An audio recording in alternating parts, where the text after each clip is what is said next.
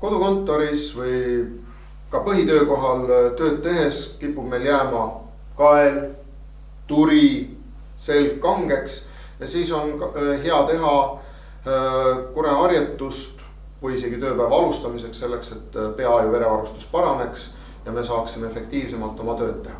Kureharjutus. Harjutus, mis sobib nii hommikuvõimlemiseks kontoris, kui on tekkinud kaela piirkonda näiteks pinged, nende leevendamiseks kui ka treeningul soojenduse alustamiseks. Koosneb 3 osast, 2 esimest osa on sarnased, üks on siis paremale, teine vasakule poole.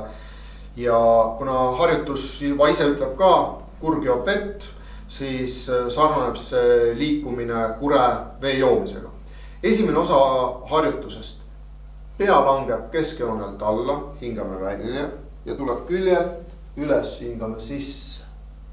Pea läheb keskjoonele, langeb jälle alla, tuleb küljelt üles ja liigub keskele. Alla minnes hingame siis välja, üles tulles sisse.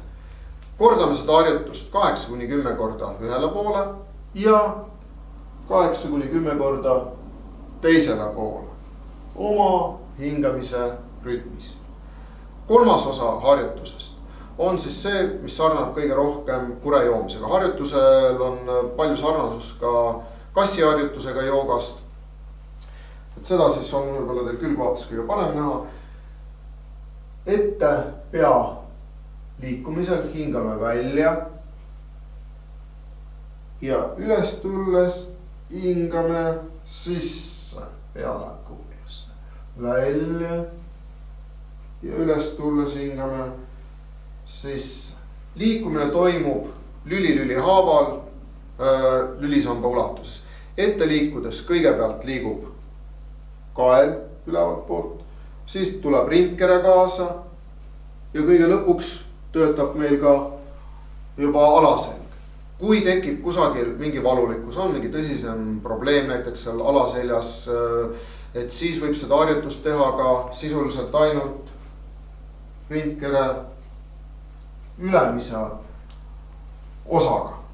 Kureharjutust saab sooritada ka kontori laua tagant isegi tõusmata, kui tunned, et kael rindkere piirkond on jäänud pingesse, või natukene istute rohkem tooli servale, et oleks rohkem vabadust.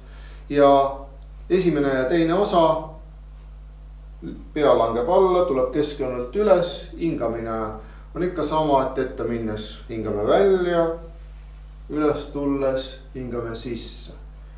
Sama teisele poole, alla hingame välja, küljelt üles tulles hingame sisse. 8-10 kordust ja nüüd, kui me lähme kureharjutuse vee joomise osa juurde, siis liikumine hakkab jälle kaela ülemisest osast pihta, hingame välja, pea langeb alla, tuleme üles, hingame sisse samal ajal, hingame välja lüli haaval, kumardame siia ette, tuleme lüli haaval üles ja 8-10 korda sooritame seda harjutust. Sooritanud kureharjutust kas seistes, istudes, tunneme, et on meil kael, turi, õlavööde läinud vabamaks, ajuverevarustus ka paraneb, ehk siis meie töövõimekus paraneb, et loodan, et sellest oli teil abi.